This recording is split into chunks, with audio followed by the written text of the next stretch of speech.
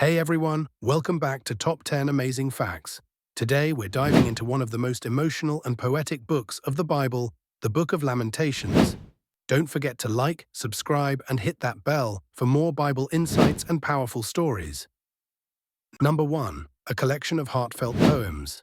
Lamentations isn't just a book, it's a literary masterpiece made up of 5 poetic laments, mourning the destruction of Jerusalem in 586 BC.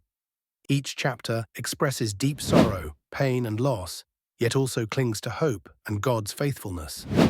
Number 2. Traditionally attributed to the prophet Jeremiah. Although the text itself doesn't name an author, both Jewish tradition and Christian scholars have long associated Lamentations with the prophet Jeremiah, who witnessed Jerusalem's fall and likely penned these poems during or shortly after the devastation. 3. Acrostic poetry structure. Chapters 1, 2, and 4 are written as acrostics, where each verse begins with a successive letter of the Hebrew alphabet. Chapter 3 goes even further, grouping verses in sets of 3, each starting with the same Hebrew letter. This unique structure adds to its artistic beauty. 4. Mourning the fall of Jerusalem.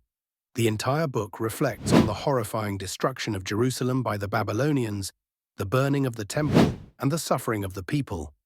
It vividly describes starvation, exile, and total despair, but also guilt, reflection, and the consequences of sin. 5. A raw, honest cry to God. Lamentations does not sugarcoat pain. It portrays anguish, honestly grieving mothers, broken leadership, and silence from God. But it also teaches us that it's okay to cry out and question when we face suffering. 6. A glimmer of hope in the darkness. In the very middle of the book Lamentations, chapter 3, verses 22 to 23, we get a powerful reminder. Because of the Lord's great love, we are not consumed. His mercies are new every morning. Even in total darkness, hope shines through. 7. Used in Jewish and Christian liturgy. Lamentations is read every year on Tisha B'Av, a Jewish day of mourning the destruction of the first and second temples. In Christianity, it's often read during Holy Week, particularly on Maundy Thursday or Good Friday, to reflect on suffering and loss. 8. No happy ending. Unlike many other biblical books, Lamentations ends in sadness, not triumph. Chapter 5 is a final plea to God, raw and unresolved. It reflects how grief often doesn't resolve neatly, yet leaves the door open for restoration. 9. Rich in poetic imagery. The book is filled with poetic metaphors.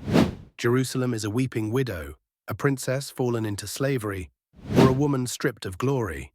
These images evoke deep emotion and make the pain deeply personal and relatable. 10. A timeless message for the brokenhearted.